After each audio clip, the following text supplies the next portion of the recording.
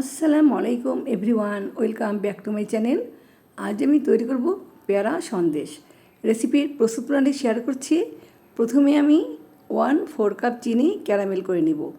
অনবরত নাড়তে থাকবো যেন পড়ে না যায়, পড়ে গেলে তিতো হয়ে যাবে। ক্যারামেলটা রেডি। আমি আগে থেকেই 1 লিটার দুধ ছেঁকে জাল করে শুকিয়ে 1/2 লিটার করে রেখেছি। এখন আমি দুধটা অ্যাড করে দেব।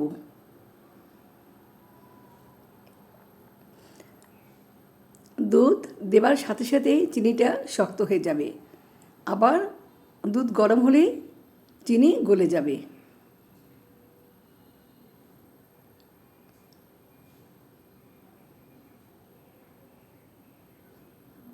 অনবরত নাড়তে থাকবো।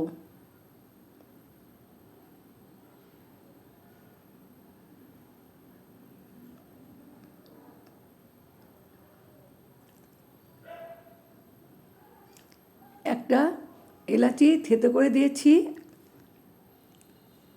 এলাচিটা দেওয়ার ফলে সুন্দর একটা স্মেল বের হবে, খেতেও ভালো লাগবে। দুধ বলক উঠেছে, অনবরত নাড়তে থাকবো যেন সর না পড়ে। অ্যাড করে দেব 1 কাপ মিল্ক পাউডার। এটা ফুল ক্রিম দুধ, ডানো দুধ। অনবরত নাড়তে থাকবো যেন দলা পেকে না যায়।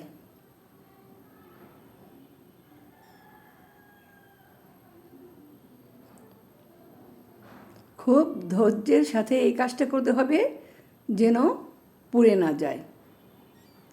সম্পূর্ণ দুধটা রান্না করে শুকিয়ে নিব।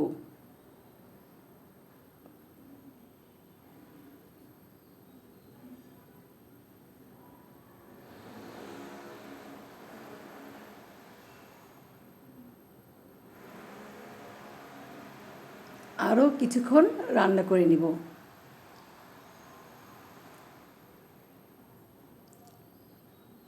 হালুয়া করে নিব।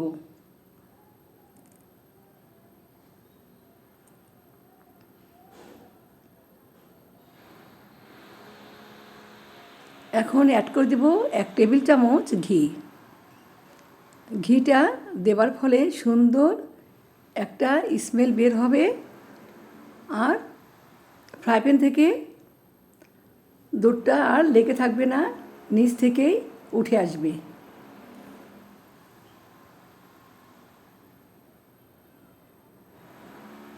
দেখুন এখন কিন্তু নিচ থেকেই দুধটা উঠে আসছে।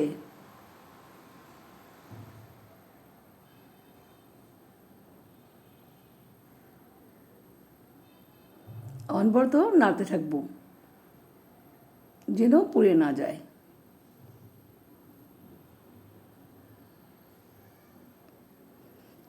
এটা কুক করা হয়ে গেছে। এখন আমি চুলা থেকে তুলে ঠান্ডা করে নিব।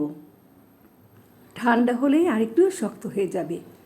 আমার ভিডিওটি যদি ভালো লাগে please like, comment, share, subscribe করে আমাকে সাপোর্ট করে আমার সাথেই থাকবেন।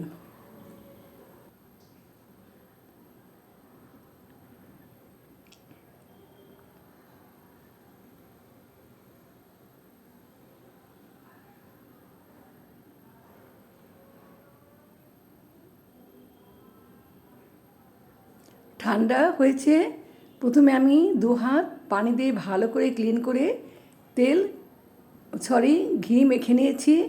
এখন আমি অল্প একটু নিয়ে ছোটো একটা বল করে নিব। 2 হাতের তলা দিয়ে গোল করে নিব। গোল করে এই যে আঙ্গুল দিয়ে এভাবে প্রেস করে দিব। তৈরি হয়ে গেছে পেয়ারা সন্দেশ। এভাবে সবগুলো সন্দেশ তৈরি করে নিব। আমি আরেকটি দেখিয়ে দিচ্ছি।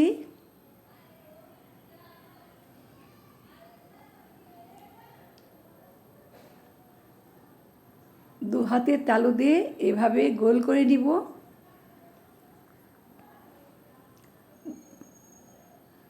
আঙ্গুল দিয়ে এভাবে প্রেস করে দিব।